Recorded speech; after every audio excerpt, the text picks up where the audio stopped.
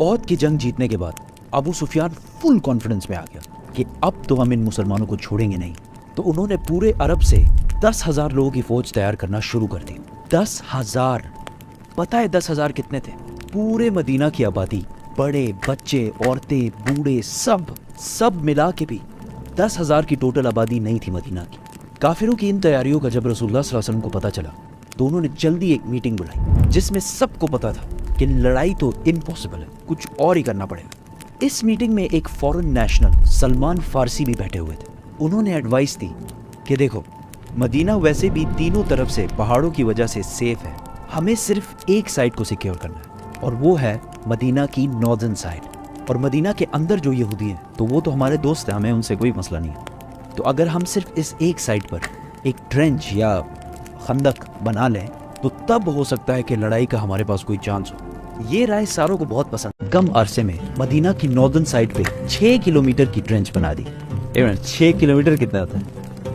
Let's say ये cricket stadium है। Cricket stadium बहुत बड़ा होता है ऐसे ही और 36 क्रिकेट स्टेडियम्स अगर लाइन में रखे जाएं तो इतनी लंबी ट्रेंच, और अगर करोला गाड़ियों में देखा जाए तो इस ट्रेंच में 6,560 करोला गाड़ियां फिट हो सकती थी। खंदक खोदने के दौरान एक बहुत बड़ा पत्थर बहुत कोशिश बाद भी टूट ही नहीं रहा। तो सहाबा ने रसूलुल्लाह सल्लल्लाहु अलैहि वसल्लम को कहा कि ये तो मसला हो गया। रसूलुल्लाह सल्लल्लाहु अलैहि वसल्लम ने एक कुल्हाड़ी उठाई और उस पत्थर को जोर से मारा और कहा, शाम सीरिया मेरा है और उसके पैलेसेस को मैं अभी इस वक्त अपने सामने देख रहा हूँ। और फिर दोबारा उस पत्थर को मारा और कहा, ईरान भी मेरा है, मैं इस वक्त ईरान के पैलेसेस को अपने सामने देख रहा हूँ। और फिर तीसरी बार जोर से मारा और वो पत्थर छोटे छोटे पीसेस में टूट गया। और रसूलुल्लाह सल्लल्लाहु अलैहि वसल्लम ने फरमाया कि यमन के पैलेसेस की चाबियां मेरे हाथ में दी गई हैं। वहां खड़े सारे सहाबी हैरान हो गए क्योंकि उन्होंने अपने सामने एक मिरेकल देखा था। लेकिन ईरान, शाम, यमन, ये तो सुपर पावर्स हैं, ये कैसे हमें मिलेंगे? लेकिन आज हमें पता है कि ईरान, शाम और यमन तो क्या, ये पूरा इलाका उनका है। वहां खड़े सारे मुनाफिकीन हंसने लगे कि यार खाने को कुछ है नहीं, पेट पर पत्थर बांधे हुए और सामने 10,000 की फौज इनको मारने के लिए आ रही है और ये लोग ईरान, शाम और यमन को फतह कर रहे हैं। मक्का वालों की फौज पहुंची तो टेंशन में पड़ गई कि यार ये क्या है, ये तो हमने सोचा ही नहीं था। एंड टू बी ऑनेस्ट, अगर वो लोग डायरेक्ट हमला करते, सरप्राइज अटैक, तो मुसलमानों को खत्म कर सकते क्योंकि उनकी फौज पूरे मदीना के आबादी से ज्यादा थी। दोनों फौजें सामने आई और बस दूर से एक दूसरे को देखने लगे।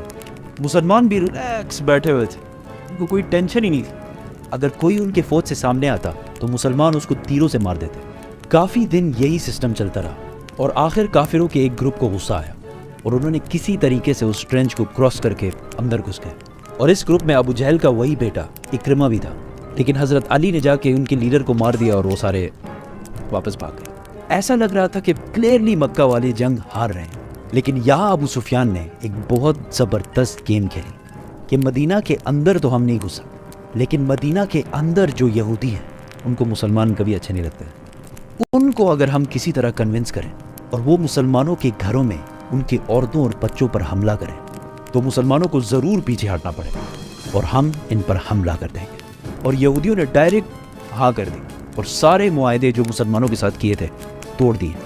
नाउ मुसलमान ओहद की तरह दो फौजों के दरमियान में फिर फंस गए और यहूदियों ने आहिस्ता आहिस्ता मदीना के अंदर सहाबा के घरों को रेड करना शुरू किया। मुसलमान अब इस टेंशन में पड़ गए कि वो अपने घरों में अपने औरतें और बच्चों को बचाएं और या मक्का वालों की फौज से इधर लड़ें। ये बहुत ही टेंस सिचुएशन थी मुसलमानों के लिए। यहाँ तक कि रसूलुल्लाह सल्लल्लाहु अलैहि वसल्लम ने कहा कि अब मदीना वालों के घरों को बचाने के लिए सिर्फ एक ही रास्ता है कि हम काफिरों के एक ग्रुप से डील कर लें कि हम इनको हर साल मदीना के खेतों में जो क्रॉप्स होती हैं उनका 1/3 हिस्सा इनको देंगे। लेकिन सहाबा ने कहा कि अगर ये अल्लाह की तरफ से है तो बिल्कुल डील करते हैं, लेकिन अगर आप हमारे बच्चों को बचाने के लिए इतनी बड़ी कुर्बानी दे रहे तो ऐसा ना करें, हम आखिरी दम तक लड़ेंगे। इतने टेंस सिचुएशन में कि मुसलमान बिल्कुल हौसला हार रहे थे। कहानी में एक बहुत बड़ा ट्विस्ट आता है और एक बंदे की एंट्री होती है जो पूरे गेम को सिंगल हैंडेडली चेंज करे। नेक्स्ट डे काफिरों की फौज से एक बंदा सामने आता है और कहता है मुझे मोहम्मद से मिलना है। आप सल्लल्लाहु अलैहि वसल्लम के पास आकर उन्होंने कहा کہ میں نے اسلام قبول کر لیا ہے، لیکن اس بات کا کسی کو نہیں پتا، بتائیں میں آپ کی کیا مدد کر سکتا ہوں؟ رسول اللہ صلی اللہ علیہ وسلم نے کہا جو بھی تم کر سکتے ہو کرو، ہم بہت مشکل میں اس ٹائم۔ اس نے کہا اوکے نو پرابلم۔ وہ سیدھا گیا یہودیوں کے پاس اور انہیں کہا کہ مکہ والے بہت بڑے دھوکے باز لوگ ہیں، ان کا ساتھ کبھی نہیں دینا، اگر انہیں تھوڑا بھی لگا کہ وہ ہار رہے ہیں تو وہ تمہیں یہیں چھوڑ کر واپس چلے جائیں گے، اور پھر مسلمان تمہیں نہیں چھوڑیں گے۔ ہاں اگر پھر بھی ڈیل کرنی ہے تو ان سے گارنٹی کے طور پر کچھ بندے ضرور مار لینا، اگر وہ سچے ہیں تو وہ ضرور دیں گے۔ اس کے بعد وہ سیدھا کافروں کے پاس گیا اور ابو سفیان کو کہا کہ یہودیوں نے کبھی کسی سے وفا کی؟ تم بتا۔ یہودی اور مسلمان سارے ملے ہوئے۔ پہلے دن مکہ والوں نے یہودیوں سے کہا کہ بس ہم حملہ کر رہے ہیں، تم لوگ بھی حملہ کرو، مسلمانوں کو ہمیشہ کے لیے ونس اینڈ فار آل ختم، بائے بائے، ٹاٹا۔ یہودیوں نے کہا بالکل حملہ ہم کریں گے، لیکن آپ ہمیں کچھ بندے تو پرووائڈ کریں ایز اے گارنٹی۔ مکہ والوں نے یہودیوں کی بات نہیں مانی۔ یہودیوں کو جب پتا چلا کہ انہوں نے کوئی بھی بندہ حوالہ نہیں کیا تو انہوں نے بھی کہا کہ ہمارے ساتھ دھوکہ کر رہے ہیں، اور اس طرح یہودیوں اور مکہ والوں کی الائنس ٹوٹ گئی اور مسلمان دوبارہ گیم میں واپس آ گئے، کیونکہ اب ان کا دشمن صرف ان کے سامنے کھڑا تھا اور مدینہ کے اندر سے سارے خطرے ختم ہو گئے۔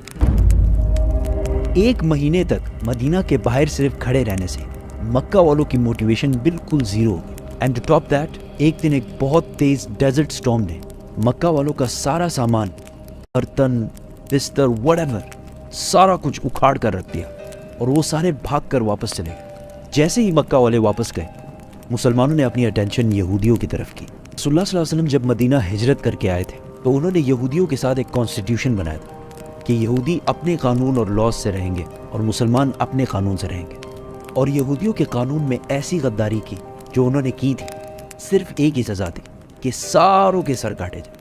یہودیوں کے لیڈر نے اپنے لوگوں کو ایک مشورہ دیا کہ ہم ایسا کرتے ہیں کہ اپنے عورتوں اور بچوں کو خود قتل کرتے ہیں اور پھر مسلمانوں سے آخری دم تک لڑتے ہیں، لیکن کسی نے بھی اس کی بات نہیں مانی۔ رسول اللہ صلی اللہ علیہ وسلم نے سعد بن معاذ کو فیصلہ کرنے کا حکم دیا۔ سعد بن معاذ نے فیصلہ کیا کہ ان کے بچوں اور عورتوں کو رہنے دیا جائے اور ان کے مردوں کے سر کاٹ دیے جائے۔ یہودیوں کے قانون کے حساب سے یہ ایک کم درجے کی سزا ان کو دی گئی تھی۔ اس کے بعد پورے عرب کو سمجھ آ گئی کہ مسلمانوں کے ساتھ اب اور کچھ بھی نہیں ہو سکتا، اور مسلمان پہلی بار ایک فری اور سٹرونگ کنٹری بننے لگے، اور محمد صلی اللہ علیہ وسلم ایک سٹرونگ بادشاہ۔